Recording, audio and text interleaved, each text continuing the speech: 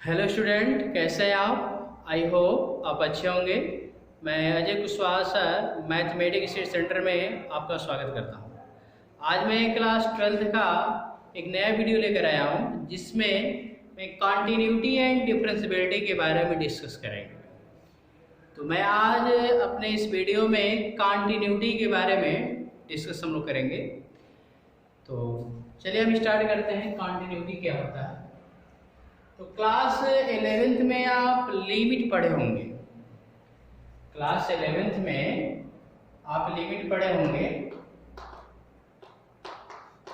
मेरा कोई function f(x) है या टेंड्स टू a पे फलन की लिमिट l है, फंक्शन की लिमिट l है, तो आप इसको इस तरह लिखते हैं limit x tends to a f(x) is equal to l। तो इसके बाद आपको क्लास 11th बताया गया हो कि लिमिट टू टाइप की होगी, लेफ्ट हैंड लिमिट और right hand limit. Left hand limit जिसका फार्मूला आपको बताया गया होगा limit x tends to a minus f(x) equal limit h tends to 0 f a minus h। Right hand limit x tends to a plus f(x) equal limit h tends to 0 f a plus h। ये left hand limit, ये right hand limit है। कोई function limit को exist करता है तो आपको बताया गया होगा कि left hand limit equal right hand limit. यदि कोई फलन है लेफ्ट हैंड लिमिट और राइट हैंड लिमिट का वैल्यू सेम आता है तो मेरा फंक्शन लिमिट एग्जिस्ट करता है। लेफ्ट हैंड लिमिट और राइट हैंड लिमिट इक्वल नहीं आ रहा है तो उस फलन लिमिट को एग्जिस्ट नहीं कर रहा है, तो उसका वह अस्तित्व नहीं, उस फंक्शन का अस्तित्व नहीं बोला जाता है। तो ये सब लिमिट आप क्लास 11th में पढ़ चुके हैं। मैं डिस्कस करूंगा कॉन्टिन्यूटी पे। मैं थोड़ा सा एक आपको आइडिया दिया कि फार्मूले आपको लर्न हो जाए। तो मैं डिस्कस करने जा रहा हूँ कॉन्टिन्यूटी। कॉन्टिन्यूटी है क्या, उसको देखा जाए। तो कॉन्टिन्यूटी को पहले आप ग्राफ मेथड से देखिए कि कॉन्टिन्यूटी होता क्या है। मान लीजिए y is equal to f(x) हमारा कोई फंक्शन है। अब इस फंक्शन का यदि मैं ग्राफ ड्रॉ करूं, इस फंक्शन का मैं ग्राफ ड्रॉ करूं, g is equal to f(x) है मेरा दूसरा फंक्शन है और मैं इसका ग्राफ यहाँ पे ड्रॉ कर रहा हूं।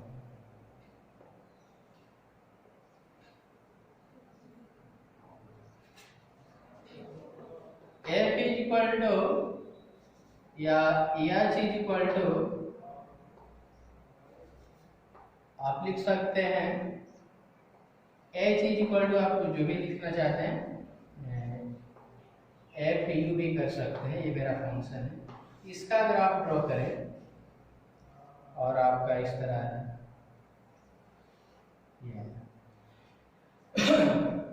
और भी देख सकते हैं, और भी हम ग्राफ ड्रॉ कर सकते हैं।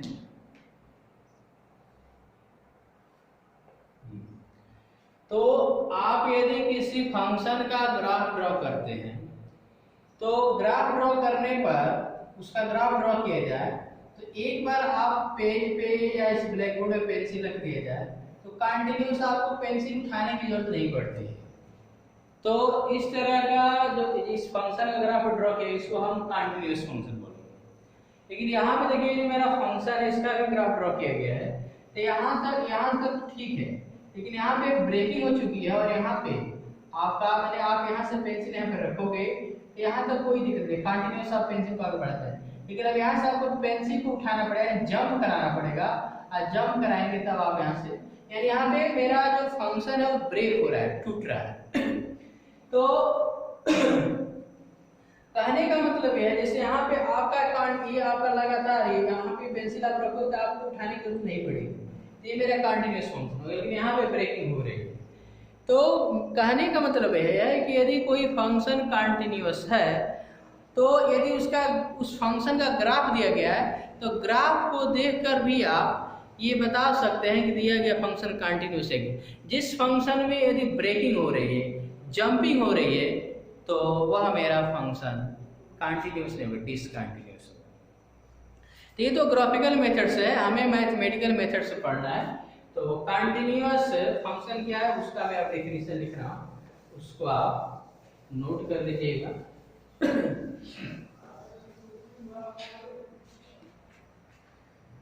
तो इसका डेफिनेशन है कंटिन्यूटी एट ए पॉइंट, मैं कर दे रहा हूं कंटिन्यूटी एट ए पॉइंट। अब मैं इसका डेफिनेशन लिख रहा हूं, a function F x, a function F x is said to be, a function is said to be continuous, continuous at a point, a function f is said to be continuous at a point x is equal to a, x is equal to a if its domain, if and only limit x tends to a, f(x) is equal to f(a). A function f(x) is said to be continuous या continuity लिख सकते हैं। A function f(x) is said to be continuous at a point x is equal to a if its domain, if and only if limit x tends to a, f(x) is equal to f(a). तो इसका मतलब ये है, इसकी जो meaning है यहाँ पे जो लिखा है limit x tends to f(x), तो इसकी मीनिंग ये है, ये मेरा फंक्शन जो है लिमिट को एग्जिस्ट कर रहा है। x टेंड्स टू f(x) का मतलब कि फंक्शन मेरे लिमिट को एग्जिस्ट कर रहा है। It means left hand limit right hand limit equal है, और यहाँ पे f लिखा गया है, यानी फंक्शन में x के जगह पे a पुट किया गया, तो फंक्शन का वैल्यू इक्वल होने चाहिए। यानी इसकी जो मीनिंग है, इसकी मीनिंग आपका ये है, इसकी मीनिंग है limit x tends to a minus f(x) is equal to limit x tends to a plus f(x) is equal to f(a). ये कहीं भी इस तरह लिखा गया limit x tends to f(x), इसका मतलब फंक्शन लिमिट को एग्जिस्ट कर रहा है। लिमिट एग्जिस्ट करने का मतलब कि लेफ्ट हैंड लिमिट और राइट हैंड लिमिट इक्वल। तो यानी यहाँ से डिस्कशन करा कि कोई फंक्शन यदि कंटीन्यूअस है तो left hand limit equal right hand limit equal value of the function at x is equal to a। ये तीनों यदि इक्वल है तो हम कहेंगे कि मेरा दिया गया फंक्शन क्या है, कंटीन्यूअस। यदि इसमें से कोई भी कंडीशन फेल होता है तो हम कहेंगे कि मेरा दिया गया फंक्शन डिसकंटीन्यूअस है। मैं इसको रब कर रहा हूं।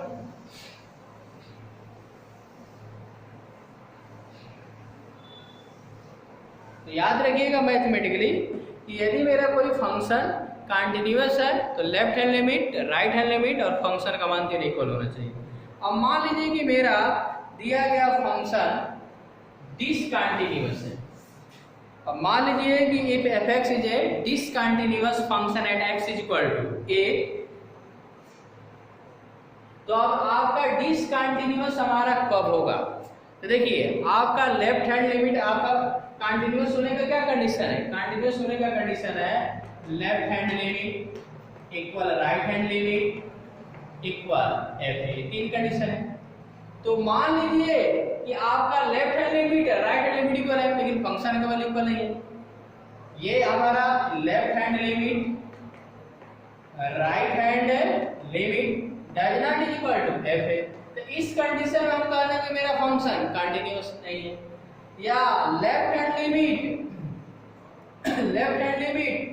Does not is equal to right hand limit, तो इस कंडीशन में हम बता देंगे कि मेरा फंक्शन डिसकंटीन्यूअस है। या मान लो कि लेफ्ट हैंड लिमिट और एफ ए का वैल्यू इक्वल है फंक्शन का मान, राइट हैंड लिमिट मैंने आपका लेफ्ट हैंड लिमिट का फंक्शन का मान इक्वल है, लेकिन राइट हैंड लिमिट इक्वल नहीं है। लेफ्ट राइट हैंड लिमिट और फंक्शन का मान इक्वल, लेफ्ट हैंड लिमिट इसकी इक्वल नहीं है। तो इन कंडीशनों में हम कहेंगे कि मेरा दिया गया फंक्शन डिसकंटिन्यूअस होगा। तब इसमें आपका यदि ये कंडीशन एग्जिस्ट होगा तो उसको कौन सा डिसकंटिन्यूअस बोला जाएगा। इस कंडीशन में इसमें कुछ कंडीशन है तो उसको मैं लिख रहा हूं, उसको आप नोट कर लीजिएगा।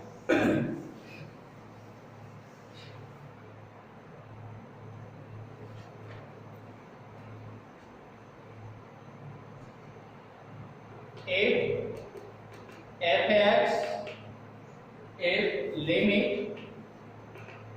limit x tends to a minus fx is equal to limit x tends to a plus fx does not is equal to fa।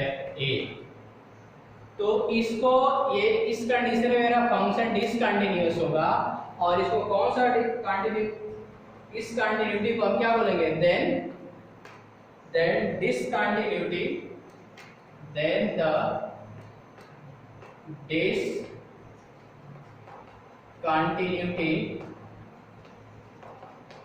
discontinuity as the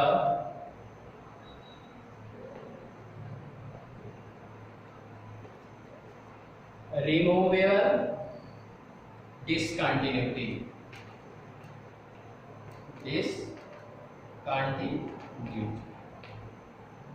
यानी आपका कहने का मतलब है कि आपका left hand limit right hand limit equal है लेकिन फंक्शन का मान नहीं है, तो मेरा फंक्शन तो डिसकंटिन्यूअस बोला ही जाएगा, लेकिन इस डिसकंटिन्यूटी को रिमूवेबल डिसकंटिन्यूटी बोलते हैं। क्लियर। इसके बाद आप ये फर्स्ट मेथड, सेकंड इसमें देख सकते हैं। सेकंड आपका है अब मान लीजिए इसमें आपका ये कंडीशन है, if limit x tends to a minus fx does not equal limit x tends to a plus fx। यदि ये कंडीशन एग्जिस्ट हो रहा है तो इस कंडीशन में इसको हम बोलते हैं डिसकंटिन्यूटी ऑफ फर्स्ट काइंड। क्या बोलेंगे, discontinuity of first kind. Okay, मैंने आपका left hand limit right hand limit equal but value of the function equal नहीं, ये डिसकंटिन्यूटी होगा लेकिन रिमूवेबल डिसकंटिन्यूटी, और आपका left hand limit right hand limit equal नहीं है तो इसको हम क्या बोलेंगे, discontinuity of first kind.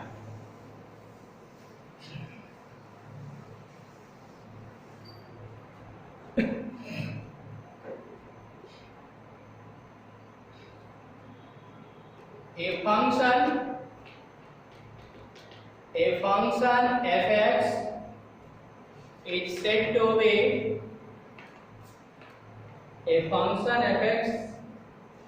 to be have a discontinuity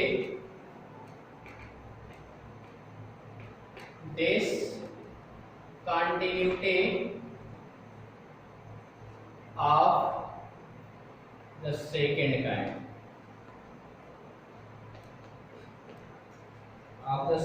kind, at x is equal to a if and only if limit x tends to a minus fx or limit x tends to a plus fx or both do not exist।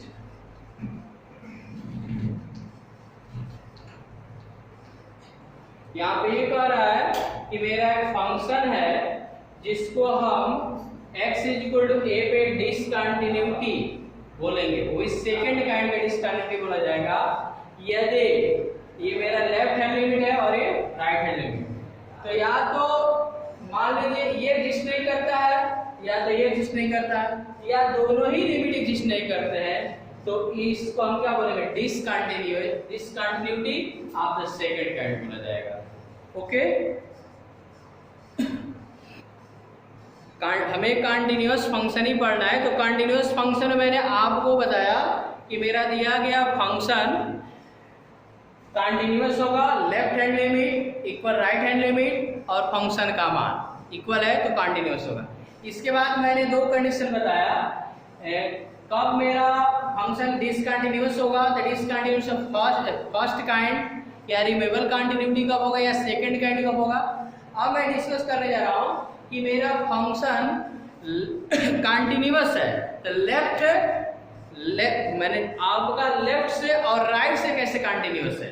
तो मेरा यदि function fx, यदि मेरा function एक continuous है, क्या है, continuous है, तो इसको हम बोलेंगे कि मेरा फंक्शन कंटिन्यूअस है, लेकिन आपका continuous from the left at x is equal to a की बात है, या कंटिन्यूअस एट राइट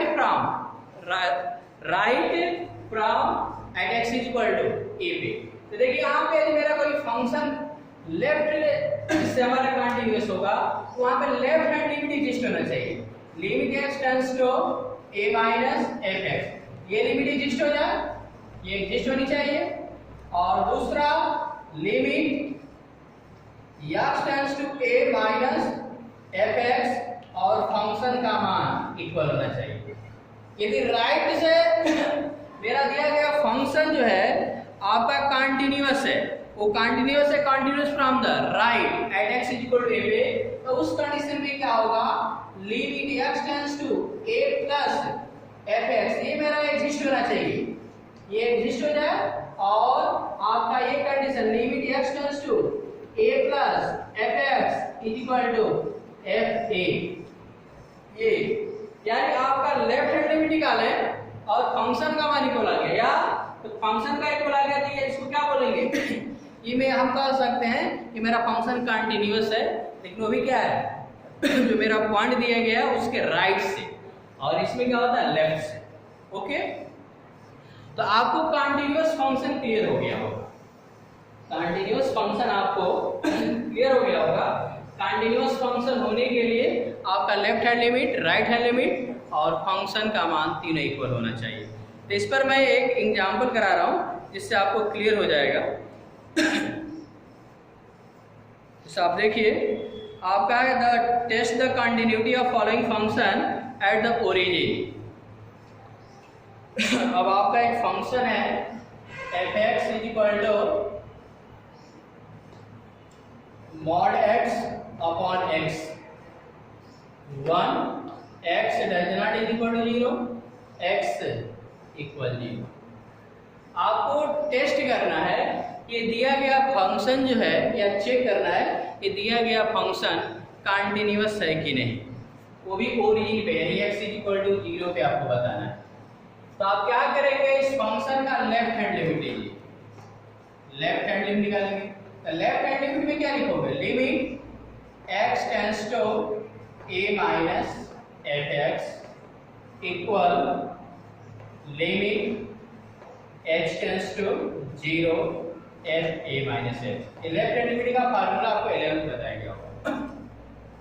अब यहाँ से आप क्या करेंगे, लिमिट x टेंड्स टू, आपको 0 पे ओरिजिन बताना है तो 0 माइनस करेंगे। तो 0 माइनस के लिए फंक्शन तो यही रहेगा, क्योंकि x का मान 0 के इक्वल नहीं है, तो 0 के इक्वल 0 से बड़ा होगा, 0 से छोटा है, तो 0 से छोटा होगा तब ये फंक्शन आ जाएगा, यानी mod x अपॉन x। इसको क्या लिखेंगे, limit h tends to 0 mod 0 minus h upon 0 minus h, क्या आएगा, लिमिट h टेंड्स टू 0, ये mod माइनस h होगा, h आएगा और नीचे माइनस है, यानी क्या आएगा, माइनस। इस तरह आप राइट हैंड लिमिट लोगे, तो right hand limit x tends to 0 plus करेंगे, और वही आपका यहाँ पे a प्लस हो जाएगा ए प्लस, तो आपका यहाँ प्लस आएगा, तो 0 प्लस करेंगे फंक्शन मेरा वही रहेगा mod x upon x equal limit x tends to 0 mod 0 plus H upon 0 plus H. तो क्या आएगा, एच आएगा, H upon H is equal to 1। तो देखिए यहाँ पे आपका लेफ्ट हैंड लिमिट और राइट हैंड लिमिट ही इक्वल नहीं है, लेफ्ट हैंड लिमिट और राइट हैंड लिमिट इक्वल नहीं है। तो इसी कारण आप फंक्शन का वैल्यू फाइंड करने की जरूरत ही नहीं, तो फंक्शन का वैल्यू फाइंड कर सकते हैं।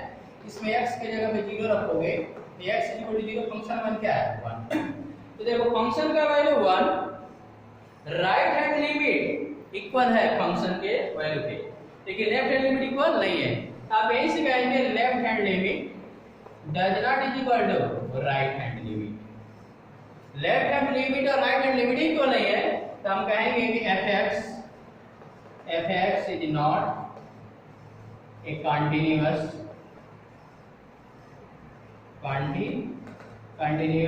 at x is equal to 0। x is equal to 0 पे मेरा दिया गया फंक्शन कंटिन्यूअस नहीं। इसी तरह और भी आप एक और एग्जांपल देख लीजिए।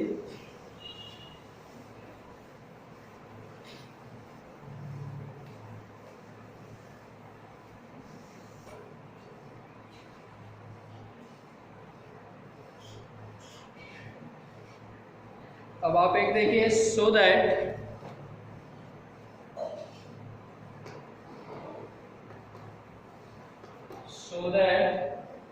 the function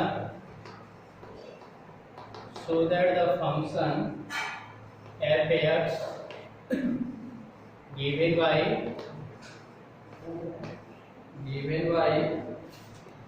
f(x) is equal to x into sin 1 upon x, x does not is equal to 0, 0 x is equal to 0, is continuous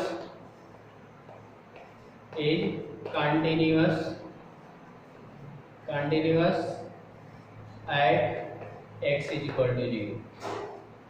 आपको प्रूफ करना है कि दिया गया function x is equal to 0 पे क्या है, कंटिन्यूअस। इसको प्रूफ करने के लिए आप लेफ्ट हैंड लिमिट लेंगे। लेफ्ट हैंड लिमिट का formula limit x tends to a minus f(x) equal limit h tends to 0 f a minus h। Left hand limit का फार्मूला है।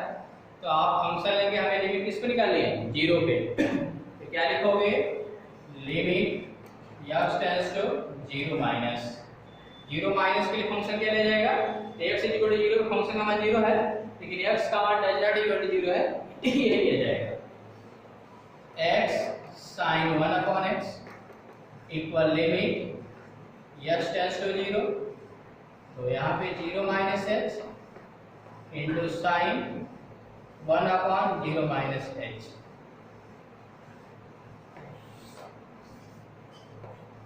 जीरो माइनस h होगा upon, sorry इतना ही है। तो आपका क्या आएगा, लिमिट